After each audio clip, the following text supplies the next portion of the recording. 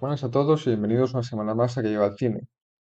En la reseña de esta semana vamos a analizar Capitanes de Abril, de María de Medeiros. Recordarán a María de Medeiros como la novia de Bruce Willis en Pulp Fiction o como Anaïs Nin enroscada alrededor de Uma Thurman en Henry June. Ha participado en docenas de películas francesas, británicas, canadienses, españolas y portuguesas. Y a principios del año 2000 dirigió su primer largometraje, Capitanes de Abril, la película más cara de la historia de Portugal, que narra el momento decisivo de la historia reciente del país ibérico, la Revolución de Abril de 1974, o la Revolución de los Claveles. El crimen de Medeiros, para algunos críticos portugueses, fue haber tratado con ligereza los acontecimientos políticos más importantes del país. La actriz y directora rechazó esas acusaciones y sostiene que la revolución fue tan caótica como la retrata en la película. Los soldados amotinados realmente no sabían si detener sus tanques en los semáforos, realmente lograron encerrarse fuera del coche que tenían todas las armas, y en el camino para derrocar al dictador Marcelo Caetano realmente fueron acosados por gays. Todo esto, insiste de Medeiros, es un hecho histórico. Lo que escribieron los jefes del ejército querían el golpe. Ella los entrevistó y ellos confirmaron las viejas historias. Según unas palabras suyas, dice, no sería fiel a esta revolución si no mostrara el aspecto divertido de la misma. Así pues, Capitanes de Abril presenta escenas surrealistas de tanques circulando por las concurridas calles de Lisboa, un episodio dolorosamente cómico en el que los desventurados soldados toman una emisora de radio, tomas de parejas que se escabullen para hacer el amor en los tanques y una secuencia en la que los dos bandos, tanto los fascistas como los amotinados, intentan negociar entre sí. El golpe de Estado de 1974 fue en efecto una revolución diferente, iniciado por la difusión de una canción proscrita, La Grandola, en la radio nacional, que fue liderada por jóvenes oficiales del ejército, la mayoría de ellos apenas en la treintena.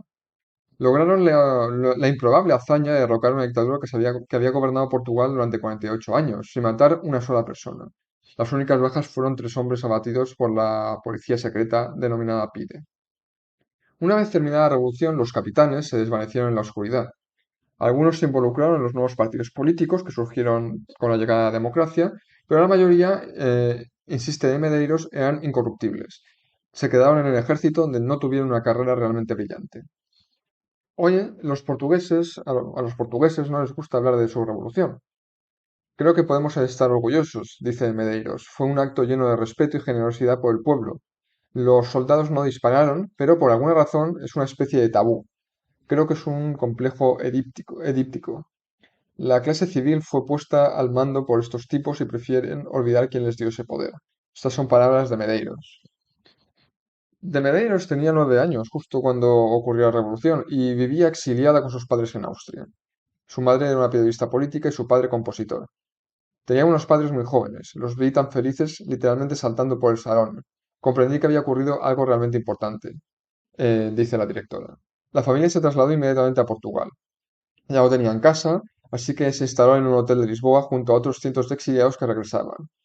Recuerdo que el bar de ese hotel se estaba redactando la Constitución de Portugal, dice de Medeiros. El periódico inmediatamente posterior a la revolución fue estimulante. Los ciudadanos llenaron de flores los cañones de las armas de los soldados. Todo el mundo empezó a hablar de política. La gente de mi generación, en Portugal, cayó en la posición mágica de las ideas políticas, recuerda de Medeiros. Lo más divertido de esta revolución fue que no trajo riqueza a los portugueses, pero trajo el lenguaje y las ideas. Ibas al mercado a pescadería y todas las mujeres que vendían pescado se llamaban fascistas, comunistas. Parecía una reunión política y solo era gente hablando. Recuerdo a mis padres discutiendo. Hablaban como si estuvieran en contra de las ideas del otro sobre Trotsky, pero solo era una pareja discutiendo, recuerda la directora. Inevitablemente el entusiasmo se apagó y los portugueses olvidaron que había habido una revolución. De Medeiros fue una de las pocas personas que lo recordó. Tenía 14 años cuando le presentaron a Salgueiro Maia, el joven capitán que había obligado a dimitir a Caetano. Luego, con 21 años, decidí que había que hacer una película. Fui a verlo al cuartel. Era un hombre muy tímido. Yo también era muy tímida. Fue divertido conocerlo allí. En esa época no se permitían a las chicas entrar en los cuarteles, y fue muy generoso. Enseguida me dio toda la información que tenía, incluso papeles que no se habían publicado, recuerda la directora. Maya, que murió de cáncer en 1992, apoyó el proyecto, pero no era de los que buscaban protagonismo. Estoy seguro de una cosa. Nadie puede hacerlo todo. Reconozco mi incompetencia en política, comentó el capitán cuando los políticos intentaban convencerle de que entrara en el gobierno. Probablemente no le habría gustado verse interpretado en la pantalla por el galán italiano Stefano Accorsi. Irónicamente, el ejército portugués no puso objeciones a la película, pero la intelectualidad sí.